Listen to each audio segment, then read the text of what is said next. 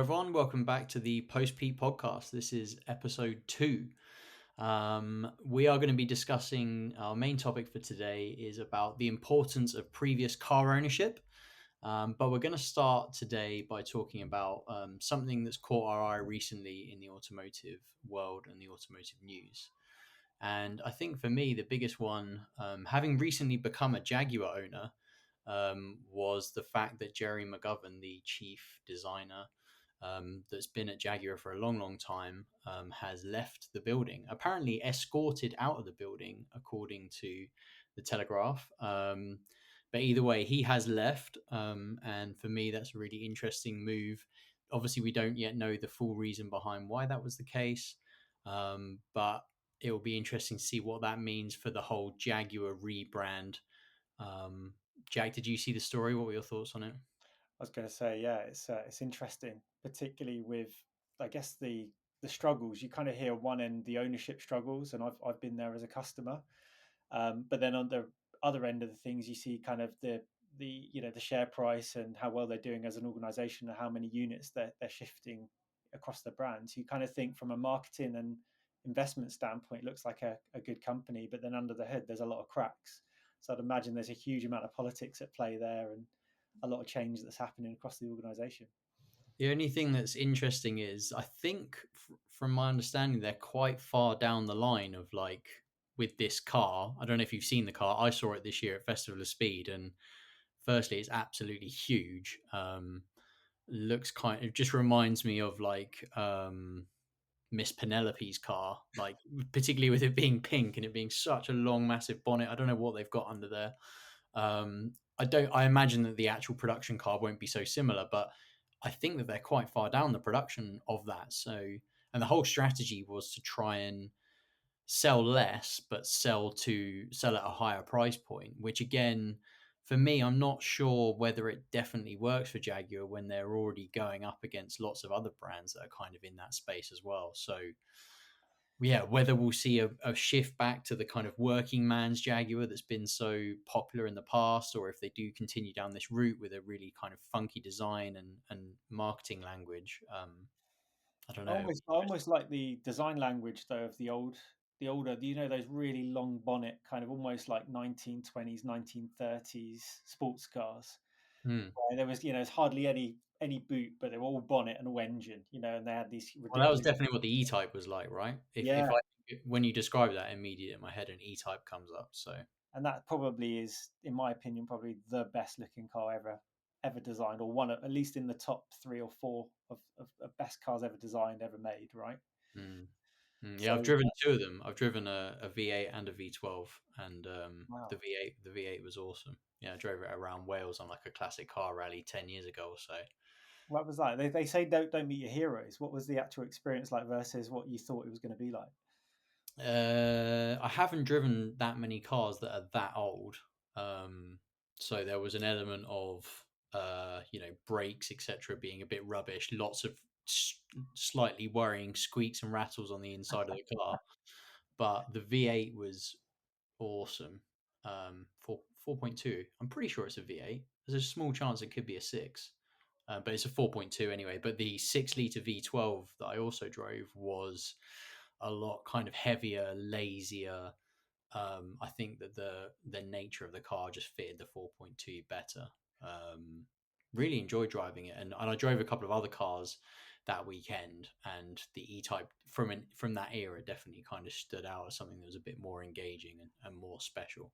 So I think yeah, you go down to if you've ever been to the revival at Goodwood, and you yeah, I see haven't, but I'd like to.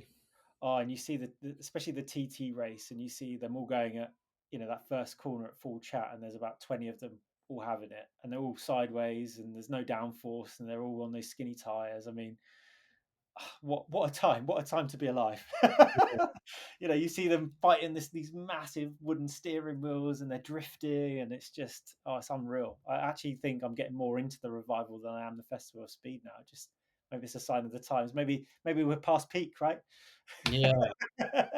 Well, yeah. I mean, we could talk about that for a long time, but yeah, the Festival of Speed is increasingly electric, electric, electric because it's the way that the particularly if you go around the manufacturer showcase area, it's just all electric because that's where they want to put their advertising spend. So yeah, less interesting for me, and probably in the future more revival will be on the cards, hopefully. But yeah, so Jaguar, I really hope that this is maybe a sign that things are going to change. I saw someone mention that some of their marketing messages had already changed actually, off the back of that happening. But it's just going to be a case of, are they too far along with that car to really massively change the ship now? Um, and can they make subtle tweaks to still appeal to their very loyal ownership fan base? Or are they just going to go completely? We want to go, rich Gen Zers, and leave the rest of the previous offering to the old guard, as it were. You That's almost think though that they're missing a trick, in my opinion, because new cars in general, are becoming so expensive now. You almost think if they're going to then go for the upper echelon, I mean, what is that price point they're trying to go to market at? You think, is that going to be the £250,000 bracket? Are we talking I don't one? think so. I think they said above 100 grand, above 100 grand starting, but that's still fairly significantly above where they've been in the past, where you've been able to buy cars at sort of 50, 60. My car, albeit is quite old now, is a 2009 car. I checked the list on it, and it was like 50,000, but that Mm. was for like the highest spec below an R.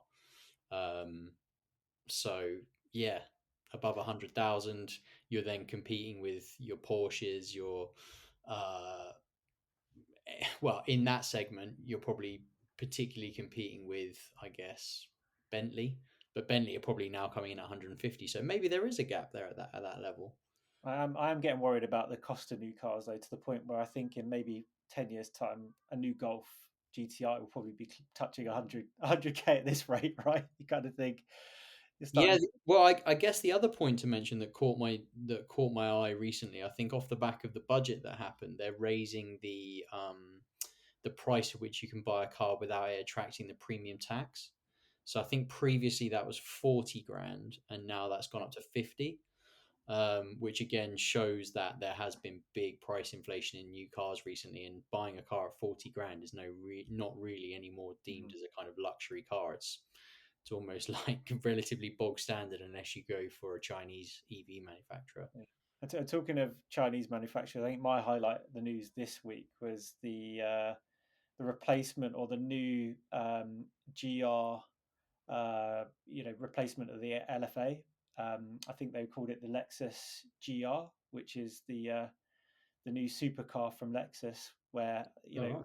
the LFA was probably still to this day the best sounding V10 engine I think I've ever heard, and I've only Mm, seen it in the wild twice I think in my life, and mm.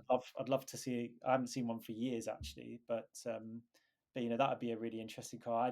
I just still don't know what engine they've got in it, but I think they've released a couple all at the same time as part of a big show in Japan, I think. And there was a GT version, there was the road going version, there was a few other flavors. But I mean, what an interesting car the original was. So they're now replacing, and I can't believe how old that is. Because you think that's talking of, again, post peak. That was in that bracket where that was a very very special car, which I'll never remake again. So it'd be interesting to see how close this one is to the one they've designed it around.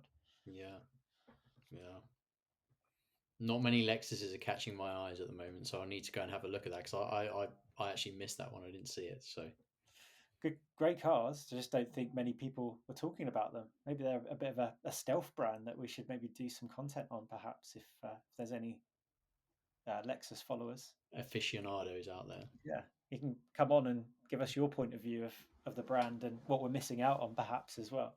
Yeah. Um, so yeah, just to change gears, I guess we can talk about your recent ownership history. I think what we're keen to explore as part of this episode was really just how important ownership history is to buying cars, why we would arguably travel further or perhaps pay more because of the history and the story that a car has. So we're really Yeah. interested, James, to just understand, you know, any cars that have stood out, particularly maybe some of the ownership history of the two recent purchases that you've made. Yep. Yeah, so I've bought two cars this year. Actually, two cars probably in the last 3 or 4 months, which is strange for me because I usually hold on to my cars for a while. So to have two new ones in as many months was unusual. I guess a common theme in both of those cars was really good ownership histories. So I bought a Porsche 911 991.1 GTS back in the summer, which I bought on collecting cars actually, and that experience was great. By the way, if anyone is interested in the collecting cars experience, for me it was really really good. Albeit it is effectively a private sale, but you pay collecting cars some money on the side for their advertising and promotion. Other than that, it's pretty much private sale. Um, and that car had two previous owners, so it had been owned by someone who drove it for like 15,000 miles in a year, which is super high mileage for a car like that. And then the second owner, who I bought it from, had owned it for 9 years, and I went and met him before I bid on the car. He was luckily local to me, so I didn't have to travel too far. And he'd done the whole full Porsche service history thing. The car had only ever been seen at Porsche throughout its whole life, always at Porsche Brooklands. Um, and that was appealing to me just because I know that it meant that it would have had the right stuff done at the right time, that it was good from a resale perspective, even though I'm thinking that I probably won't continue servicing at Porsche because I personally prefer to have my cars looked after by like people that I know are going to specifically work on the car. So I go to like trusted independents, and I'm at the moment trying to build up some relationships with nearby ones of those to keep the servicing on the car going. But I'd met the owner of this car personally. He'd owned it for 9 years, and it had been looked after really well and not driven that much in that time, including not being driven in the winter, which was a key important point for me with rust on these roads being very important. So that was important. And then I also bought a car at a much cheaper end of the market. I bought a 2009 Jaguar XFS diesel to knock around in during winter while my 911's in the garage off the road. And again, I was really open to what car I bought, but actually own previous ownership history was probably the most important thing, because buying at that end of the market can be a massive minefield. Like buying a car at 5 grand, you get all sorts of weird people that you're talking to. You get weird stories as to how they've got the car and how they've owned it. And that Jaguar actually, again, had like full Jaguar history up until for the first 10 years of the car's life by the first one or two, I think two owners.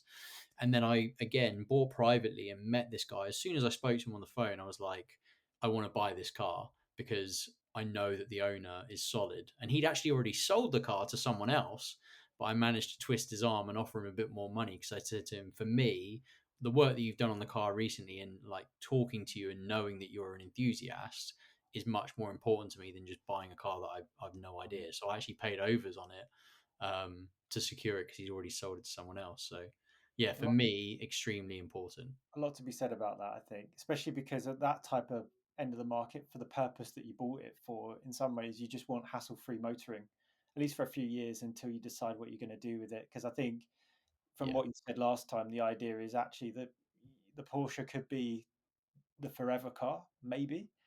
Have you maybe. still, where's your heart on that? The moment, yeah. Pending any major financial changes, I'm hoping that I'll have it for at least 10 years, and then we'll see. We'll see So from there. the kind of the the service history that you're planning to give it, I think, makes more sense if you're planning to keep it, in my opinion, than perhaps pass it on. Always Yeah, felt like, for me, I still hadn't made my mind up with mine, to the point where I almost felt like I was just looking after it for someone else. yeah, So I almost felt like I had to take it back to Porsche to extend the warranty, to do the servicing, purely because I just felt like, I even felt at one point the car was too good for me. I kind of almost felt like I'm sort of like protecting it, I'm wrapping it up in bubble wrap. It was garaged, or it was under a cover. It was really well looked after. Like you said, I didn't drive it in bad conditions, never took it out on the gritty roads and stuff like that. So yeah, almost felt like, you have to sort of protect them. But yeah, I can tell you about an interesting story from my side. So talking about history, I owned a car for about 3 years. I would say probably again it was one of the sort of cars that got away. We always have a few cars that we've owned in the past, and always interested to hear where they've got to, where they've gone. I sometimes geek out by putting old registration plates in DVLA to see if some of the old cars that I've owned are still alive. You know, if they haven't Yeah. hit the the scrap yard, or they've rust to pieces and they've been sawn. So it's always quite interesting to see where cars are. And I've managed to track down a car that I've wanted to buy back for some time now. So I've been sort of trying to find out where it ended up for the last 12 months. And last week I had some interesting news where I found out that it's in the Highlands. It's in Inverness. It's in the Highlands of Scotland. So it's you couldn't really think of a further destination from where we are in the south of England to where Yeah. that vehicle potentially is. But I found out that it's being prepped for sale. God knows how I found it. It's probably just us being car geeks, just doing research and stuff in the evening. But managed to track it down. It's it's the same. It's the reg. Everything matches. It's exactly the car that I used to own about 3 years ago, and it's a 20 late 2016, early 2017 Range Rover Sport. So it was the early sort of facelifted, rounder, sort of almost sort of like larger shape, I guess. It's probably the Yeah. way I describe it. Yeah. But it was special to me because I think the history is important. I generally looked after that car. I took it to, at the time, Land Rover, because it had a service pack on it. Got very familiar with the guys in there. They gave me a lot of confidence around the previous history. So it had one owner before me who had it from new. When I bought that car, I think I bought it nearly 5, 6 years ago, from a dealer, actually a Porsche specialist in Bath, who a company called Cameron Sports Cars, who I'd highly recommend, particularly if you're in the Porsche market as well, because they know their stuff there. And he'd taken it in as a part exchange on a newer vehicle, and and I think what stood out is the fact that not only the history, the spec, it was an autobiography. It was a 4.4 versus the general 3 liters that you get. So I think the combination of color, specification, and engine, I think, always stood out. What And color was it? it's a very dark blue. I think it's called Loire blue, Okay. and it's just had all the been autobiography. It has heated cool seats. It had like panoramic roof. Upgraded sound system. It's just a very pleasant place to spend a lot of time. And I think what stood out is I ended up keeping it for almost 3 years, and we Mhm. just created a lot of memories in it. So it's not necessarily the most petrol head type of car. We're not talking we're going to throw it down a B road and have loads of fun in it. It's not for that purpose, but it was more being both being dads, both having big families and weekend commitments, and probably having to run around in another car. It almost was, it ticked every single box. It was almost like the 80/20 rule, where it did 80%. It did all of that good stuff that we probably find ourselves doing most of the time when we're driving.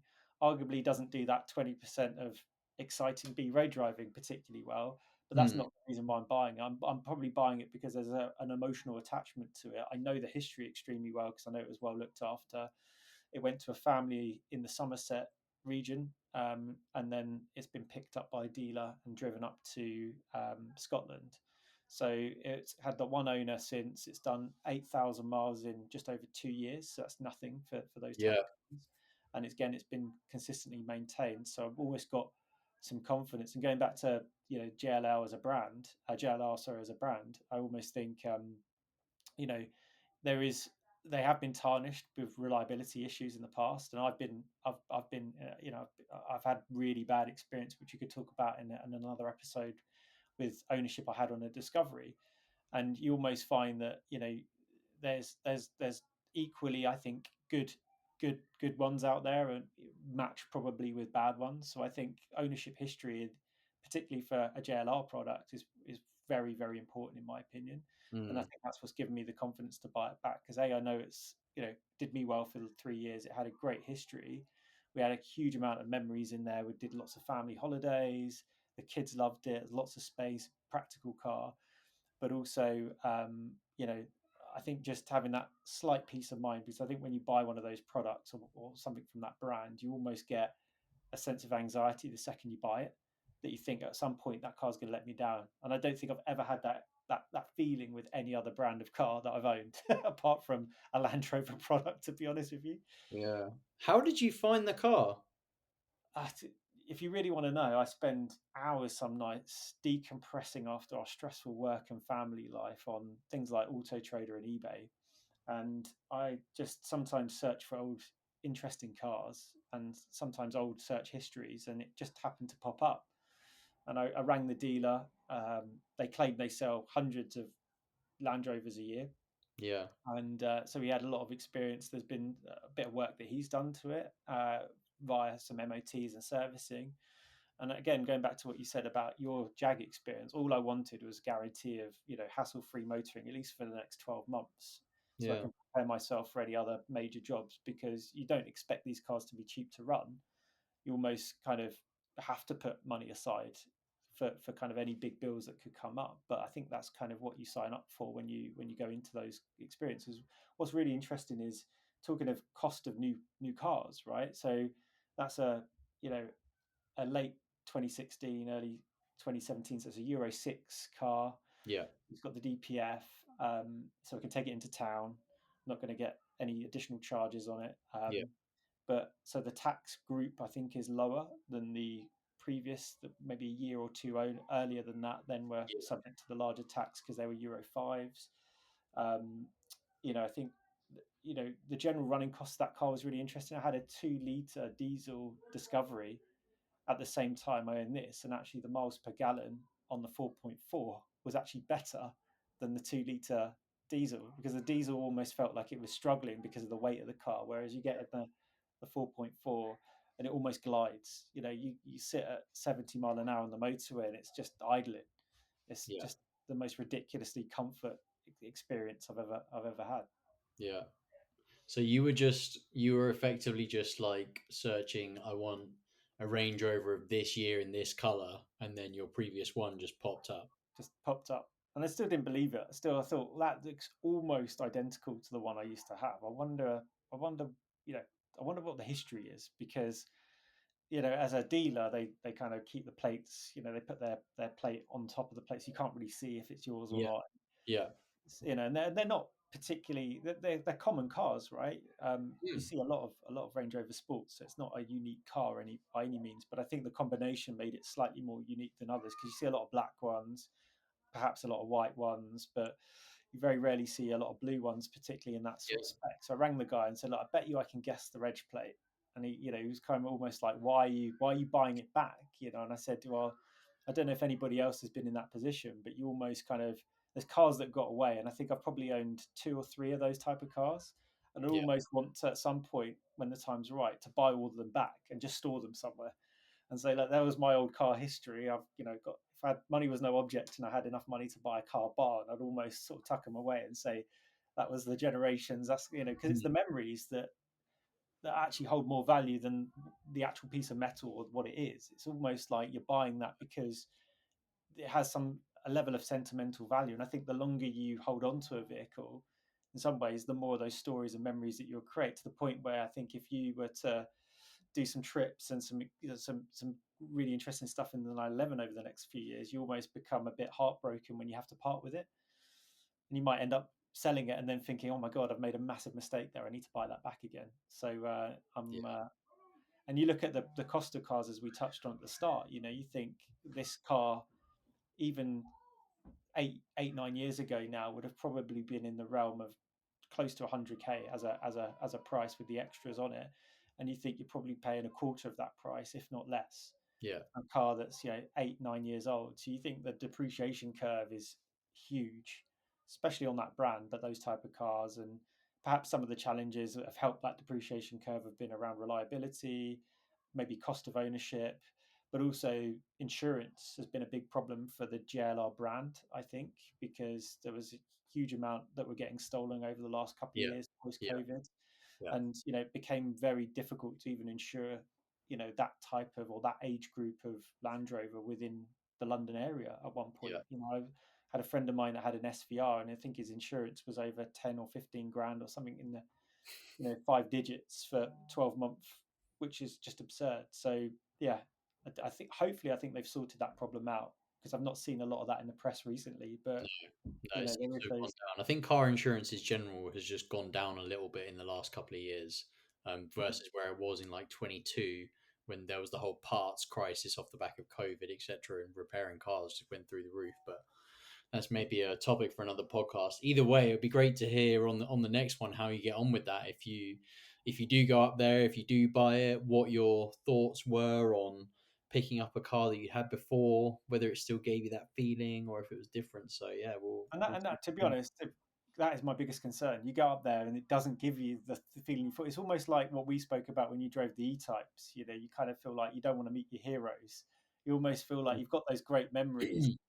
Maybe it might be like going back with an ex. You kind of, that was me 20 years ago, but it might not be the same experience right now. So you're kind of almost worried that you want to park those memories and savor them. But I haven't done it before, so it'd be quite interesting to see how I get on, and I'll keep you posted. But I'm looking at flying up from London later on this week, hopefully getting the deal done and then bringing it down. And it's a long old drive. It's about 12 hours, so hopefully I can get familiarized with it in 12 hours, and I'll let you know how I get on for sure. Exciting.